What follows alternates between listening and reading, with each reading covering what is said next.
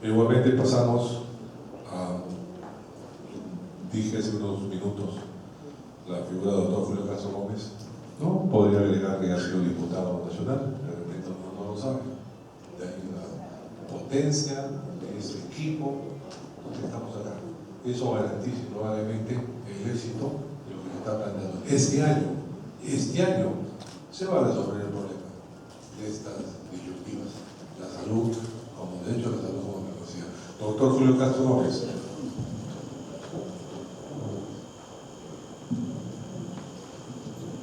Bueno, muy buenas noches a todos los colegas, a todas las colegas y amigos presentes en esta importante reunión.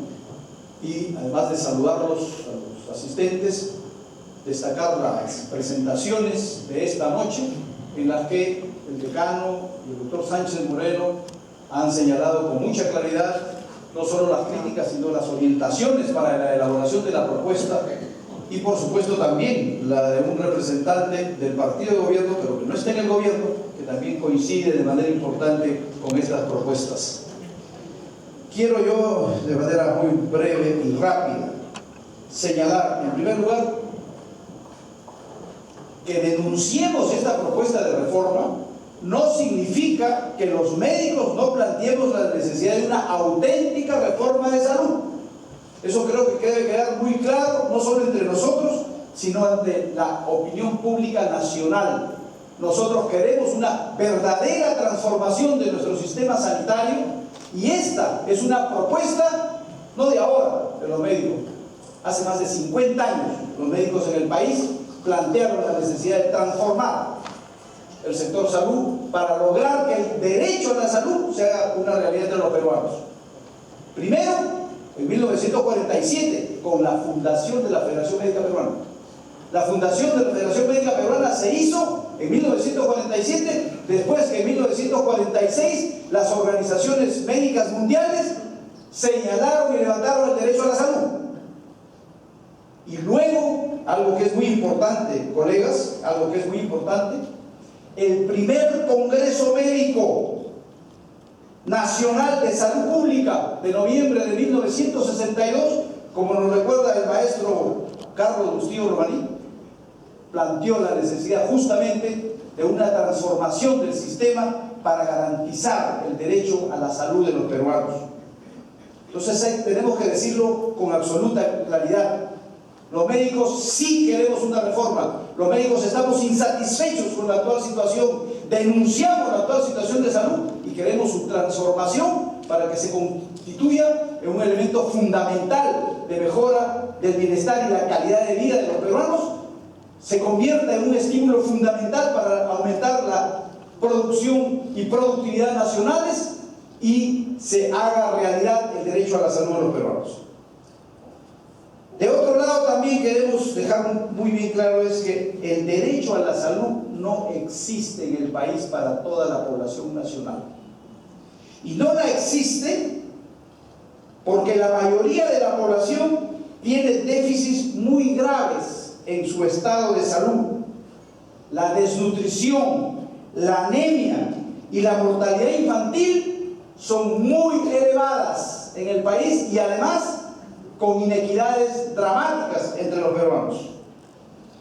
En segundo lugar, el tema de la mortalidad materna y el embarazo adolescente están en una situación crítica en el país y las enfermedades infectocontagiosas de alta prevalencia como la tuberculosis y enfermedades infectocontagiosas, así como la carga cada vez mayor de las enfermedades crónicas no transmisibles, que son las responsables de la mayor carga de la morbilidad y la mortalidad en el país, están en situaciones muy graves y delicadas en nuestro país. Pero no es solo el estado de situación de nuestra gente. Tenemos el problema de la crisis severa en la que se encuentran los establecimientos de salud públicos, cuyo estado, como dice la Defensoría del Pueblo en un informe reciente, es deplorable. Esta no es ninguna calificación de algún dirigente de cuerpo médico, de la Federación del Colegio. Es la calificación que hace la Defensoría del Pueblo luego de haber hecho la inspección de 137 hospitales, tanto del Ministerio de Salud y la Seguridad Social, tanto en Lima como en las regiones del país. Y ahí encuentra que la infraestructura está deteriorada, que hay una ausencia de saneamiento básico en muchos de ellos. En 13 hospitales públicos del país no existe servicio de agua potable continua, para empezar, y por supuesto las carencias con equipamiento limitado y obsoleto y deficitario en recursos humanos, con una gestión sanitaria en su mayoría incompetente y burocratizada. Ni qué hablar de la situación de los recursos humanos, porque nosotros lo vivimos directamente, colegas. Los recursos humanos profesionales, técnicos y de auxiliares son deficitarios, sobre todo falta de especialistas en las regiones, desmotivados, mal pagados y maltratados, falta de medicamentos e insumos como vacunas, entre otros. Y aquí se ha reiterado la denuncia, que nunca será, por supuesto, suficiente, del escaso financiamiento. Estamos en la cola de América Latina, pero no solamente es escaso y limitado el financiamiento, sino que hay una mala utilización de los recursos por los problemas de corrupción que limitan aún más estos escasos recursos. Recuérdese que la Organización Mundial de la Salud estima que el 20% de los presupuestos se pierden en corrupción en los diversos niveles del gobierno. Se ha señalado también que no existe una verdadera conducción y gestión democrática del sector. Prácticamente no existe la autoridad sanitaria a nivel nacional. Y todo esto repercute en la mala atención y el maltrato a los pacientes y usuarios de los servicios públicos. Y esa es una preocupación central que tenemos. La ciudadanía, los hombres, mujeres y niños del país no pueden seguir soportando este maltrato, esta mala atención a sus necesidades y expectativas. Por eso debe cambiar el sector. Por eso exigimos, debatamos, luchamos y proponemos una reforma de la salud en el país. Tenía una presentación, pero voy a darles solo una diapositiva. Es esta diapositiva que es resumen, que es la reforma del sector y del sistema de salud para un Perú más saludable y con equidad, en la que es muy claro cuáles son los problemas que tenemos que superar en este proceso, que marchan desde los cambios epidemiológicos y demográficos en un país con desarrollo desigual. Tenemos que señalar la existencia de las inequidades y de las brechas sanitarias que afectan a las regiones, afectan a los más pobres, afectan a las mujeres y adolescentes, afectan a las comunidades indígenas y nativas amazónicas, andino-amazónicas del país. Tenemos que señalar y reiterar la existencia de un sistema segmentado y fragmentado, con una falta de rectoría y el financiamiento deficiente. Y tenemos que señalar que hay un descontento ciudadano. Los usuarios y los pacientes han perdido la confianza en su sistema de salud, y nosotros queremos que recupere la confianza en su sistema de salud, que se enorgullezca de su sistema de salud público, y por eso trabajamos, y creo que es un elemento fundamental. Y por eso la alta conflictividad que existe también como expresión de este contexto en el sector público y hasta el propio gobierno, porque resulta que el gobierno da recursos y la mala e ineficiente actuación burocratizada de los funcionarios hace que devuelvan. Se han devuelto en algunos casos hasta 2.000 millones de soles por incompetencias y por propias trabas que desde el Ministerio de Economía y Finanzas se plantean para evitar justamente y contraer el gasto público. Nos parece que es fundamental establecer las orientaciones y los valores que hay que señalar y mantener en nuestra propuesta de esa reforma sanitaria hacia la universalización de la seguridad social en el país. Y creemos que esos principios no son otros. En primer lugar, y esto me parece importante, la salud de los peruanos debe ser expresión y condición de un desarrollo económico y social sostenible e inclusivo, y no debe ser desarrollo solamente crecimiento económico en beneficio para unos cuantos, y la mayoría de la población nacional no ve los beneficios directos de este esfuerzo nacional que se manifiesta en el crecimiento económico. No existe una redistribución de la riqueza nacional. El objetivo de ese desarrollo sostenible e inclusivo es la persona humana, y para esto la salud será considerada como una política de Estado que atiende a las determinantes sociales de la salud y organice la respuesta social para su atención. Nos reafirmamos, como lo han señalado los colegas, la salud es un derecho humano fundamental y el Estado es el garante del acceso universal a la atención de la salud de toda la población en condiciones de calidad, seguridad y dignidad, eliminando las barreras del acceso geográficas, económicas y culturales sin ningún tipo de discriminación. El derecho humano fundamental en la salud tiene que ser un elemento decisivo en los valores y orientaciones, pero además la política de salud tiene que implementarse y desarrollarse con enfoque de derechos, de género e interculturalidad, y no solo en su formulación, sino en su aplicación. Esto nos parece muy importante para entender los problemas propios de un país como el nuestro, multiétnico, pluricultural, que tiene que entender una manera directa de asimilar, de recoger las demandas y las expectativas de los diversos sectores sociales, económicos y étnicos que integramos nuestro gran país.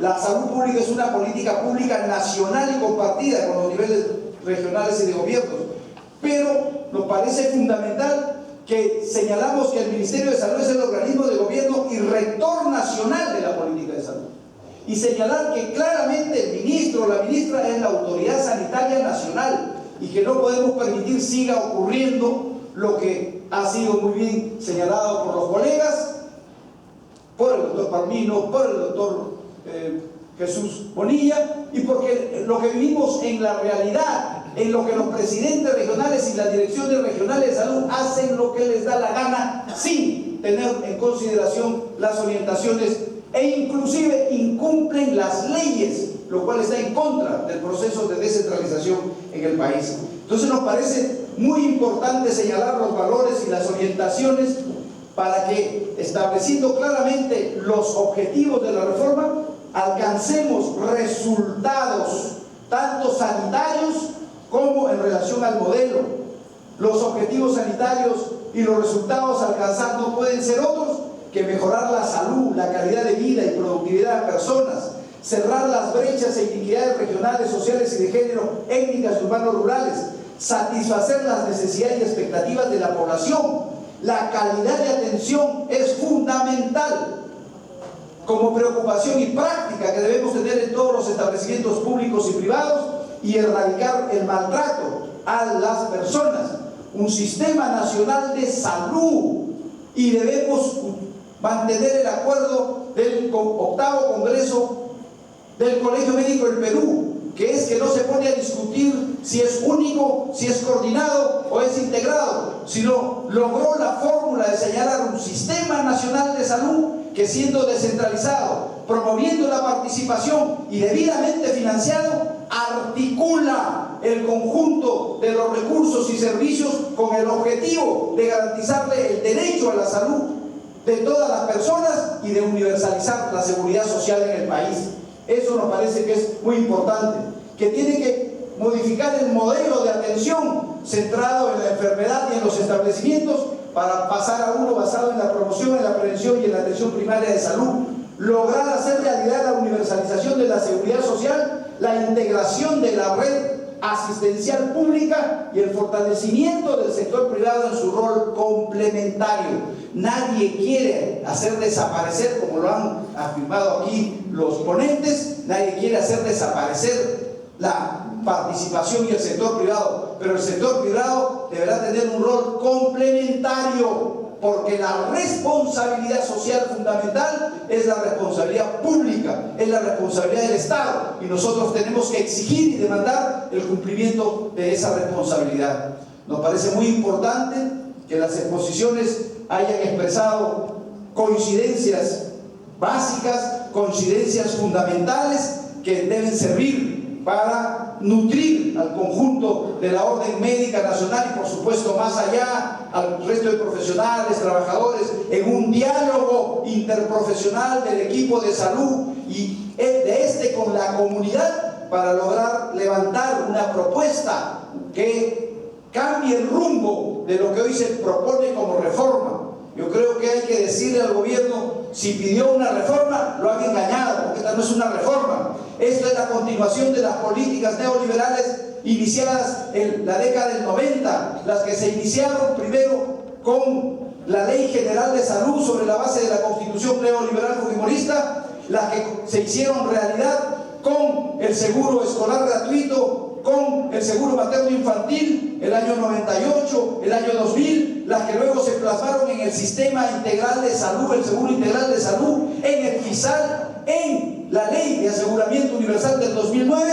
ante la cual nuestro octavo Congreso Nacional tuvo la valentía y la decisión de ser la única voz a nivel nacional que demandó la derogatoria de esa ley, porque nosotros no podemos permitir que a los peruanos se nos discrimine, se nos diferencie por su condición social, sino por el contrario, se debe practicar una política universalista, porque no aceptamos seguros para pobres que terminan, como lo han demostrado, siendo pobres seguros y pretendiendo establecer estancos y pretendiendo establecer ciudadanías de primera y segunda que son intolerables en un país que se pretende democrático. Por eso, estimados colegas, estimados amigos, señor decano, nos complace mucho participar en esta inicial jornada que esperamos pueda ser llevada al conjunto del país para que, repito, en ese diálogo interprofesional, en ese diálogo con la comunidad, en esa apuesta con la ciudadanía, podamos revertir el rumbo de un proceso que no queremos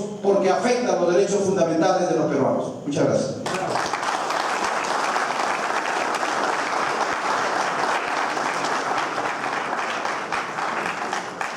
Vuelvo a reiterar que estamos en los tiempos perfectos. Vuelvo a repetir que son buenos ponentes, buenos